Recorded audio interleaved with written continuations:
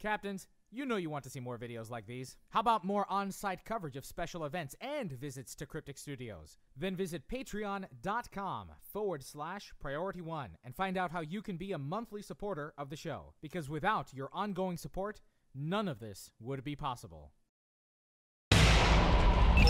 Command codes verified. All right, Captains, and we are sitting here with Jeremy Borticus Randall to talk about Bridge Officer, the new Bridge Officer, and the new Captain powers coming with Delta Rising. Jeremy, thank you again for sitting down with us and talking and showing and demonstrating to us and presenting to us what these powers are going to be all about. You're welcome.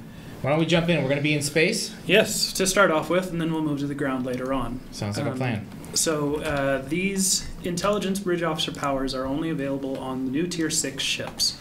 Now, to be clear, though, if you manage to obtain yourself an Intelligence Bridge Officer, because they're hybrid, you can use them on other ships. They can just only use the basic abilities of their profession. So if they're a Intelligence Engineer hybrid, for example, you could put them on any engineer seat. They just can't use their intelligence powers there. So to make full use of them, you'll have to get one of the sexy Tier 6 ships like this one.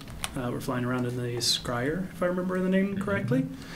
And we're going to be pummeling this test dummy with some of the fun new Intel powers just to show them off, and speak up if you have any questions about them while we go through them. Absolutely, thank you. In no particular order, or whatever order they ended up here in my bar. Okay. All right, first up we have Surgical Strikes. This one puts your weapons in a mode much similar to how Fire at Will does. It's not a consumed mode like Beam Overload. This actually puts you in a mode for a number of seconds. While you're in that mode, your accuracy and your crit chance will be increased. Now, because this is just like Fire at Will and Beam Overload, it does share a cooldown with those abilities, but just the way as they share a cooldown with one another. So I can show you how this looks when you activate it. It's fairly subtle. And then if you start firing at the enemy, you get little effects of explosions on their ship. Wow. This works with any energy weapons, not just beams. So beams, cannons, turrets. Okay. They all can benefit from surgical strikes. The one thing to keep in mind is that your firing rate is slightly slowed while you're doing this. So instead of, for example, a beam usually has 4 firing spurts within a cycle. When you're using surgical strikes, it's only 3. Okay. So everything gets trimmed by 1 or 2 firing cycles. Pretty straightforward. Yeah. We'll move on to the next one. Evade Target Lock. So this is something you put on a single foe, and that foe ends up incapable of, well, at an extreme disadvantage of being able to hit you. If they change targets, they don't suffer that debuff. So it really is just for a single target. That target can't hit me. Okay. But it does have a side benefit as well. Once you use Evade Target Lock, all nearby mines and targetable torpedoes no longer consider you a valid target for several seconds. So this is a good escape move you can also use if you see an Omega torpedo heading your way. You can fire this off, and the torpedo will find an alternative target. If it wears off and there's a targetable torpedo nearby, it may come back after you, because then you're a valid target again. So if you're using it in that way, get away. Yeah. Get away quick. Next up is Intelligence Team. Now this is a targetable stealth power, but it doesn't work like a normal cloaking device. It works more like the firewall cloaked from the Scimitar, which is a little bit different. It doesn't actually make the target, which can be either you or a friend, it doesn't actually make them invisible. But what it does is it makes them untargetable unless the stealth versus perception value of nearby enemies, unless their perception is good enough to see through the stealth, basically. Okay. More like the passive stealth on the Stalker fighter, like the Cation. Well, that still makes them disappear if they don't have enough perception. The big thing, the reason that we built it differently like this is because it's an unfortunate truth of our engine that if you can't see something, you can't see anything they do, including any weapons they fire, any abilities that they fire, anything like that. So if somebody else's stealth is higher than your perception, you can't see anything that they activate while they're still stealthed. So by changing this power so that it is just an untargetable effect, but still based on your stealth values, it makes it so so that even though you can't react to what they're doing, you can actually see what they're doing. So you can still see their weapons firing, you can still see whatever other abilities that they're using. But full-blown stealth would have made it too powerful for what was intended. Yes, basically. because it can be used during combat, and it can be used on friends, not just you have to yourself. click on the friend first before you... Yes, you do. And here's just an example of the effects when it goes off. It looks like you're cloaked, but again, that's a fake. It's a fake. So this is exactly what you'll see if a foe uses this and you can't target them. They'll appear cloaked. So the next we have Ionic turbulence. I'm going to actually create more enemies nearby before doing this one. Ionic turbulence was originally created with the idea of being an oil slick in space, kind of like the frictionless grenade, which we'll show you later on the ground. It, because of the nature of space, had to change somewhat. And we ended up with something that is quite fun and very effective. So there's two primary components to the Ionic turbulence. One is the debuff that it places on anybody that gets caught in it, which reduces their damage resistance. The other is the maneuverability debuffs. Anybody that's caught in the cloud has their flight speed and friction reduced, so they kind of slip and they can't turn as effectively. In addition to that, if they are caught in the cloud, each second the cloud will will attempt to cause somebody within the cloud to spin out of control. So let me hack my camera over here closer to where the actual effect will be. And then we'll launch the Ionic turbulence cloud. And you'll probably see, yeah, there he goes sliding out of control. The little nebulous effects next to it are actually Did I just do that one on you once? No. yeah. And if your foe is moving, then it's even more pronounced because they'll move along a vector away from the middle of it. So if they're moving into the cloud, they'll get pushed back and knocked out of control. Anybody that is knocked out of control like that is held. They can't initiate any movements or actions of their own. It's pretty swift, though. It only lasts 2 seconds, 3 seconds. Yeah. I think this one would be great for PvP because when you're up against someone, they're always behind you, shooting you, and you can't, well, at least that's what happens to me. And then you shoot that at them, and then you can do the same thing back with them. Yep. And in addition, if they leave the cloud, the debuff, the damage resistance debuff lingers for some time afterwards. Kinetic magnet is... let's see if I've got... This is a very fun power, but it's unfortunately kind of hard to demonstrate. So what this does is it places a debuff on a target that will draw in all nearby mines and torpedoes, targetable torpedoes, even if they are friendly to the person that you inflict this debuff on, which means it's awesome for using against like Borg cubes that are throwing high-yield plasma torpedoes at you. You can just cause that plasma to go right back in his face and explode. Additionally, that comes with a debuff to their kinetic damage resistance. Now there is a damage cap built into each rank of kinetic magnet. As you can see, effect ends prematurely after foe takes 20,000 kinetic damage. That's after resistance, if I recall correctly. Okay. So even though the debuff lasts a certain amount, if you damage them very quickly, they won't have to suffer it for too long. We are actually considering moving those numbers up, but we'll see. I'm going to summon Gorn to beat the crap out of. Gorn are known to use mines, so we'll see. He'll probably use eject warp plasma first, and then...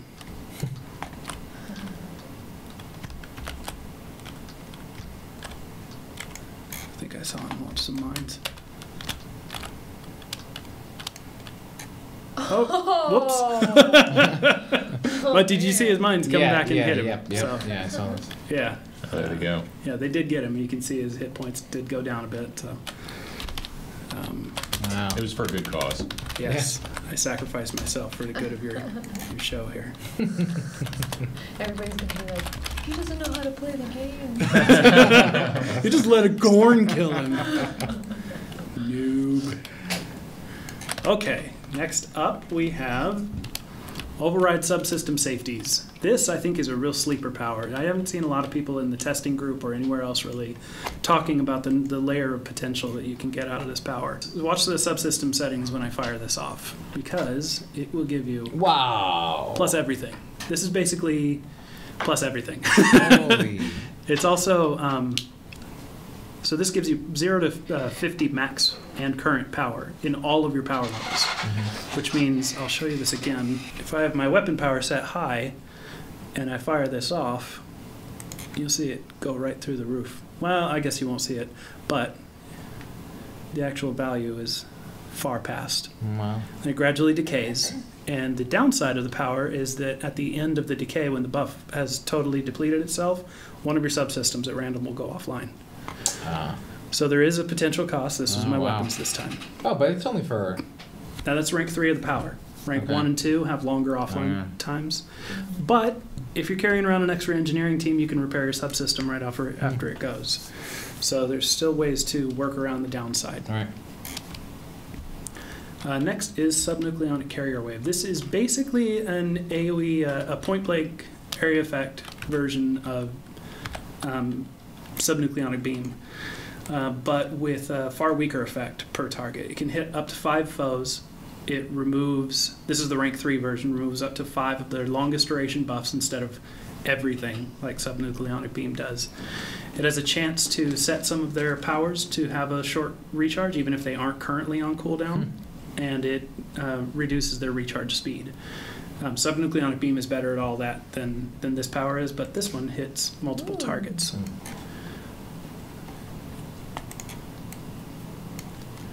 Next up is Transport Warhead. This is a really fun one. Okay. And also one that needs a little help in the tooltip, so there's a little extra explaining to do here. So this puts you in a mode where your next torpedo will be beamed directly to the command decks of your foe.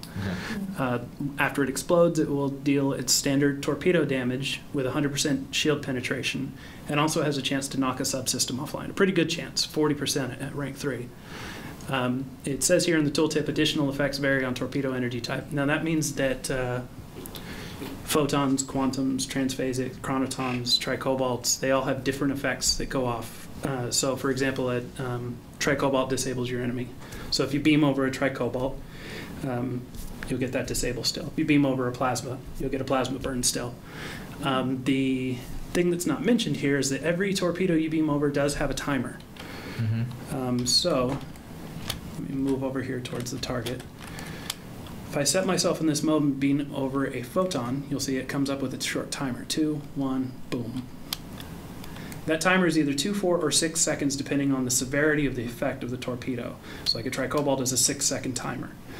And during that fuse timer, the victim that's about to get exploded does have the chance to defuse the warhead using a tactical team. The one major mechanical difference with torpedoes using this is that since the power itself gives you shield penetration, and that's kind of the shtick of transphasics, we gave it an extra effect where it leaves a lingering shield debuff if transported over. For how long? I'm not sure offhand, but it's pretty hefty. We ended up giving transphasics a full 6-second timer, so it's a pretty major debuff if you manage to catch them with it.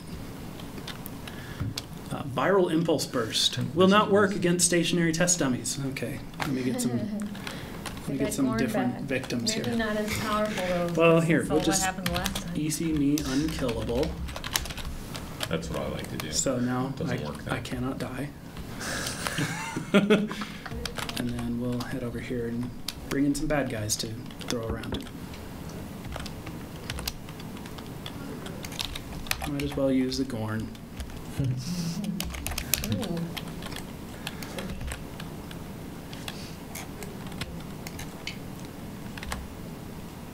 So firing viral impulse burst will cause everybody nearby, all foes nearby, to have their engine speed basically capped out. They'll be forced to fly off in a straight line in whatever direction they're currently heading. Now, these are battleships, so they don't have the highest top speed, but you can see that they all flew directly away from me. That guy was out of my range. This is especially effective when used against smaller craft frigates and fighters, and boy did they zip away. I've seen, using rank 3 of this ability, I've seen enemies get as far as almost 20k away from me if they have a high top speed. So this would be good for if you're taking a lot of damage and you can't get away from the enemy, you can shoot the enemy away from you. MMO mechanic terminology, the best way to think of this is basically an AoE fear. You send the enemies in a straight line running in whatever direction they're currently running. They also suffer major penalties to all of their power levels other than engines while they're doing that, kind of like they were forced into full impulse mode. So while they can still act, anything they do is less effective during that time period. And it's not as easy as just turning off your throttle if you're hit with this in PvP, because you can't. We actually disable your throttle. So Subspace Beacon is basically a self-defined teleport. You put this beacon down at whatever location you feel like. It does have a pretty decent stealth value, but it can be destroyed. So if a foe in PvP sees it and doesn't want to stop and wants to stop you from teleporting, they can destroy it. Each rank of this power has a further range. So like with Subspace Beacon 3, I believe I can get up to 20k away before it will despawn. And that timer, once that timer goes off, then it disappears? Exactly. This is the amount of time that you have before the beacon will expire. So if I fly away, and then I want to teleport back, nice the beacon effect. cleans itself up. Yeah. This would be great for crystalline entity, because a lot of times I'm booking and try to beat that shockwave, but if I just you can place it out of range and then warp yourself out. Another great thing that some escort pilots might want to do is place a beacon at the beginning of an attack run, and then do their attack run, and then teleport back and do their entire attack run again, because they're still facing the direction they were facing. But it's only you have 33 seconds or so to actually teleport. Why not? It's about 60 seconds. Oh, is it 60? From the moment that you... 1 minute. It's okay. 1 minute. Okay. And why not just leave it and let it stay until you use it or until it's destroyed? It's a matter of cooldown timers and pet cleanup stuff. Does all 3 levels have the same amount of time? Yeah, they all have the same time. They just have differing distances. So rank 1, I believe, is only 10k, and then 15k, and then 20k. If you get beyond the range, it automatically turns itself off and gives you a cooldown. So let's see, if I fly out to 20k, that should go boop, and I don't have a cooldown. Oh, nice. So I can summon another. So that's it nice. only goes on cooldown if you actually use it. And then cleans itself up. The EMP probe. So this ability is potentially very devastating. It will fire towards your target's current location, disabling everything between you and it as it flies. It emits a pulse that does a disable effect on anything it flies towards, and then when it explodes, it does an even more potent disable effect at the point that it explodes. But like you might have noticed, I did say it flies towards your target's current location, meaning that if your target is moving very quickly, they might be able to get away from it. It's not going to him, it's going to that point behind him where he was when I launched it. So it's kind of a skill shot. You kind of have to make sure that you've either rooted your target in place or they're not moving fast enough to get away from it. But the disable effect can be pretty devastating. It prevents them from activating any powers. This also does a decent amount of electrical damage when it explodes. We could use with tractor beam or something. And I'm sorry, how long are their powers disabled for? If they're caught in the pulse as it goes, it's only 1 second per pulse. It's very quick, temporary disable. The one at the end, though, you'll see here is 12 seconds by default. Okay. And I think, I'm not remembering if auxiliary power increases that. It doesn't look like it. So, 12-second disable if they're caught in the final explosion. Can that be cleansed? It can. Science team. Science team. That's probably one thing just to mention is early on we had a lot of miscommunication. Some players believed that all of these debuffs could only be cleansed with intelligence team. That's not the case. The only specific debuffs that intelligence team will cleanse is the gather intelligence vulnerabilities that the intelligence ships use on you. All of these others, if they put an effect on you, can either be cleansed by the standard science, engineering, tactical, or hazard emitters, depending on the nature of the debuff that's been placed on you. Although some of them you just have to get away from, like the Ionic cloud. Just move. Question about surgical strikes. Sure. So you slow down your attack rate, your firing rate, and buff accuracy and crit damage. Crit chance. Crit chance, rather. For So- all weapons. So your downside is you're going to be firing less often. So if you did get a miss, you'd have a problem. But with that kind of accuracy boost is pretty huge. So unless you're firing on like fighters and fast-moving targets, you shouldn't have too much of a problem. And each individual strike is a little more powerful than a standard weapon strike, just at the base level. So it should make up for the missing shots. The main reason that we decided to go with the design of slowing down your shot is just to make it feel more impactful. If you actually do manage to crit when you're using this, we want it to really feel weighty, Right. like you're getting something out of using the power. So using that in conjunction with, say, heavy crit damage, like a multiple crit D beam or something like that, you can see some pretty fun numbers. Yes, absolutely. And that's one thing that we're interested in seeing is some of these intel powers really lend themselves to very specific builds that if you really want to get the most out of them, you might want to consider changing the way that you played the game. That was one of our goals in creating it from the beginning, was to try and challenge players to look at the game in different ways and look at mechanics in different ways and try out new things. So I'm going to go ahead and move to the ground map now and show you the intelligence ground powers. Now, when Delta Rising launches, like the morning of or whenever the servers immediately come up, your bridge officers will be the only ones able to use these powers. But by gaining ranks in both your specialization, putting points into your intelligence specialization will eventually unlock the ability to use intelligence kit modules. And the kit modules themselves can be purchased by advancing in the Delta reputation. So eventually, the powers that your bridge officers will have access to right off the bat will also be in the hands of players. All right. We'll just go through these one by one. Resonant Tachyon Stream is basically a shield vampire. You steal the target shields and you give them to yourself. Pretty straightforward. It's just a shield heal. That looks pretty.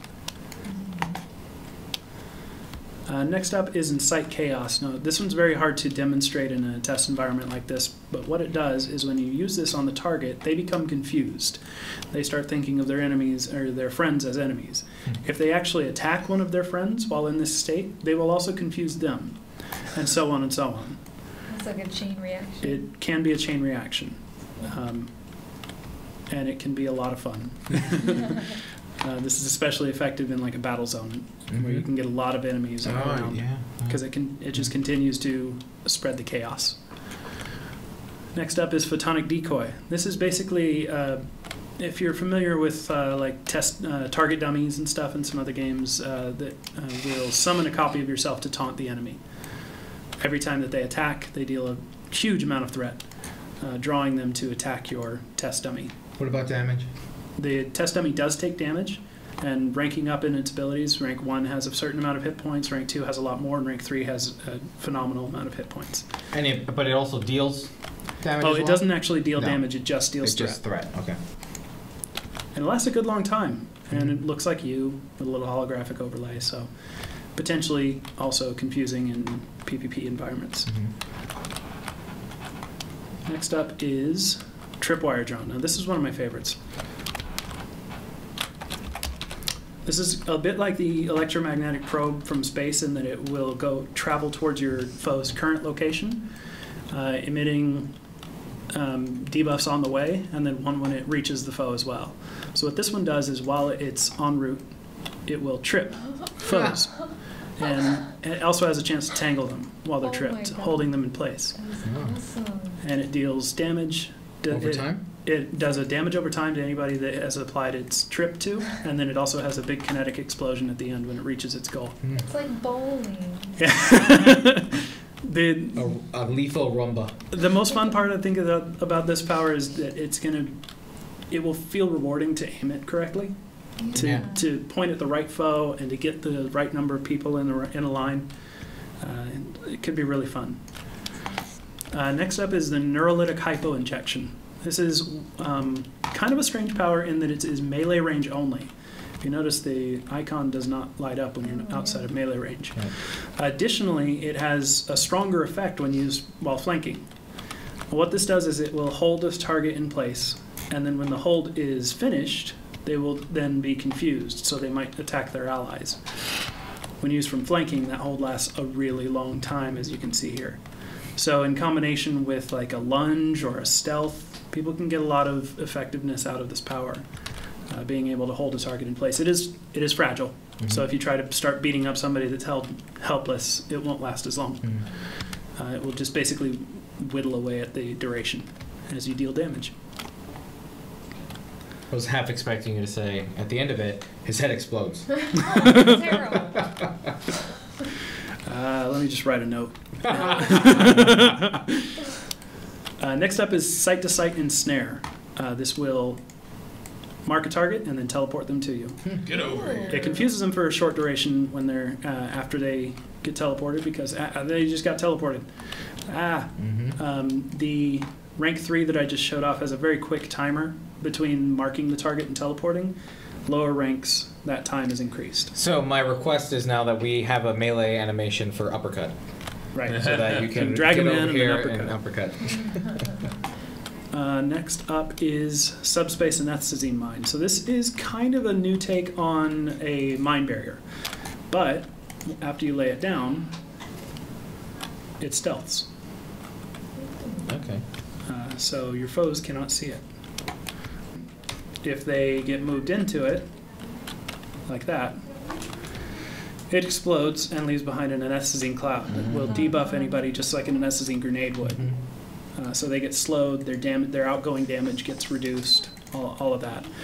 And as you can already see, there could be some good synergy between laying down a subspace mine and then sight to sight ensnaring somebody right on top of it. Yeah. And then hitting them with a neurolytic hypo while they're coughing. So all sorts of fun combinations potentially available here.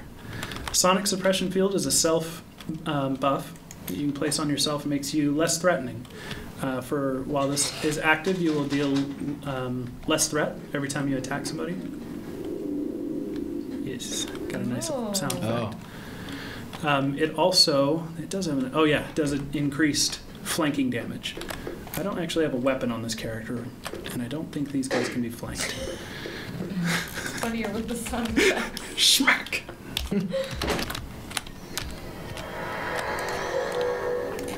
So if you watch it, 27, 32, somewhere in that neighborhood. But if I use Sonic Suppression Field on me, the damage goes up somewhat. It's more effective with higher damage weapons. 50% increase. Yeah. But like using that with a sniper shot, you will notice. And it does that by reducing the damage resistance of your foe. Oh, and it adds shield penetration.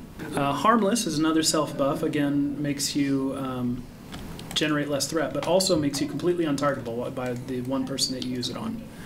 So it basically is like jam sensors on the ground, but also makes you not build up almost any threat while you're attacking while using the buff. So not only can they not attack you, but when it wears off, they're less likely to turn towards you and attack as well.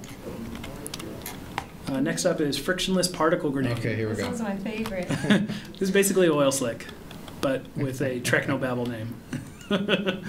So you toss a grenade out there, it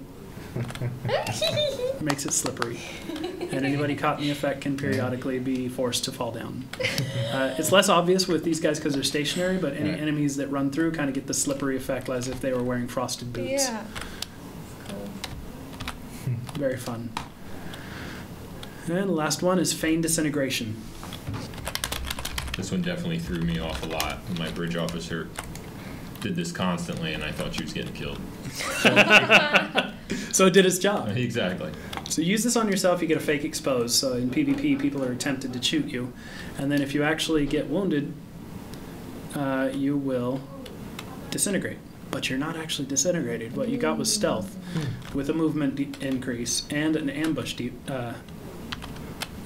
buff that will go off when the stealth ends. But your health is still low, and Your health is still low. It gives you a very minor heal, but if you don't get actually restored, this can happen to you. Can you click the toggle damage history? That's a new, Sure. the new feature of that. Sure, you want to talk about this real quick? Oh, there you go. And then, this is a new tool. We actually primarily wanted it for internal use, just so that we could see exactly what our enemies were killing us with, but figured it'd be good for players as well. Especially helpful for those reports of the Borg hit me with an invisible torpedo. Yeah. Well, now you can show us Right. exactly which one hit, and the severity of the damage that was actually inflicted on you informs the color. So things that deal, I think it's more than 75% of your health will show up in red. Those are the ones we care the most about. And past I think if they deal less than 5% of your hit points, then they aren't reported at all. And if they're a damage over time effect, they don't get reported. So yeah, helpful for both us and players to see exactly what's going on. I know that sometimes our combat on both space and ground can get pretty chaotic. Okay. And I think that is all of them. Let me just ask, quickly. I mean, there's definitely a need for powers, especially with something as intense as a new expansion like Delta Rising. How do you go about creating new powers? Like, what is the starting point? Where does the discussion begin? How do you map it out, and then finally come up with an oil slick kind of power? Powers like the oil slick and the tripwire drone were directly inspired by James Bond. Okay. We won't shy away from that. Yeah. When we knew that we wanted to go with an intelligence theme for a lot of the content and the features for Delta Rising, we started looking around at, famous fictional spies. We were also took some inspiration from like the DS9 episode, Our Man Bashir, things like that, just to get kind of a feel for that. That intelligence. Intelligence is what we use, but you could also call it things like espionage or spies, secret agents, all that sort of stuff. Is basically we had to gather our inspirations and then distill them into what we could actually create mechanically that would fit in the game. Yeah. So yeah, frictionless grenade is totally an oil slick because that's totally a spy thing. Yeah. What we need is land vehicles, so that then that's really. But it's also, it goes beyond that. Like you would see, well, again, James Bond, for example, would totally sneak up on somebody and use a neurolytic hypo if he had one to knock the foe out. Karate chop might be a more TOS version of that, but we chose to keep it a little more techie, gadget oriented. Vulcan mech. Yeah. So all of this was kind of themed around the idea of a dual idea. There's the sort of conceptual idea of the spy sort of thing, but we also knew that we wanted intelligence officers to undermine the enemy, which admittedly is a little tough when your AI is not always all that smart. So we have to lean heavily on mechanics like damage resistance, and on the ground, expose and exploit is very, and flanking is very widely used in the captain specialization for intelligence. So we, it's kind of a dual inspiration there. You can definitely see this changing up people's fighting styles, both on ground and in space. Just what you were talking about, trying to encourage new builds. The surgical strikes, just to go back to that, not to harp on it, but it's I don't think there's anything like it that would affect multiple types of weapons at once. Right. So, such as it used to be very common to see science ships with dual beam banks in front and turrets in the rear, just because nothing else would be able to fire forward. Sure. And now they're actually all going to benefit from the same power. Yep. Which is pretty neat. And the ground stuff, it much more approaches like combining this with some tactical abilities to be able to have more of a stealth type character than you could Sure. do before. But keep in mind that this isn't limited to tactical or engineering or science as well. So things like surgical strikes can be used on a science vessel in a science seat, in a science intelligence seat. And some of these, a neurolytic hypo, which might feel like a melee stealth move, can totally be used by an engineer or science officer if they can find a way to use it effectively in their build. This really opens a lot of doors for new tactical abilities and new Feign disintegration. Yeah, totally. You could make somebody melt you, which gives you stealth, and then sneak up behind them and melt them right back. Well, Jeremy, thank you for spending the evening with us here and going over these new powers. They are fantastic. They're definitely fun, and I'm looking forward to getting my hands on them once Delta Rising releases. But again, thank you. Yeah, no problem.